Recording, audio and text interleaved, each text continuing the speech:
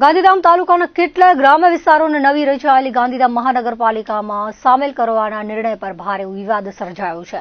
આ શિણાઈ, કિડાણ, અંતરજાળ અને ગળપાદર જેવા વિસ્તારોના ગ્રામજનોમાં નિર્ણયને લઈને નારાજગી જોવા મળી છે. ગ્રામજનોનું કહેવું છે કે આ મહત્વપૂર્ણ નિર્ણય લેતા પહેલા તેમની મંજૂરી લેવામાં આવી ન હતી અને ગ્રામસભાનું આયોજન પણ કરવામાં આવ્યું ન હતું. આ એકતરફી નિર્ણયથી લોકોમાં ભારે અસંતોષ છે. મહાનગરપાલિકા દ્વારા ગ્રામ પંચાયતના રેકર્ડ એકત્ર કરવાની કામગીરી શરૂ થઈ છે, જેના પગલે ગ્રામજનોમાં આક્રોશ ફેલાયો છે. અંતરજાળમાં સેંકડો લોકોએ ભેગા થઈ વિરોધ પ્રદર્શિત કર્યો હતો. લોકોએ વેરા વધવા અને અન્ય મુશ્કેલી ઊભી થવાની ભીતિ વ્યક્ત કરી છે. આ સિવાય બેરોજગારી અને પર્યાવરણ પર થનારા પ્રભાવ અંગે પણ ચિંતાઓ વ્યક્ત કરવામાં આવી છે. શિણાઈ વિકાસ સમિતિએ મહાનગરપાલિકા વિવાદ પર સ્પષ્ટપણે વાંધો દર્શાવ્યો છે અને 7 દિવસમાં યોગ્ય જવાબ આપવાની માંગણી કરી છે.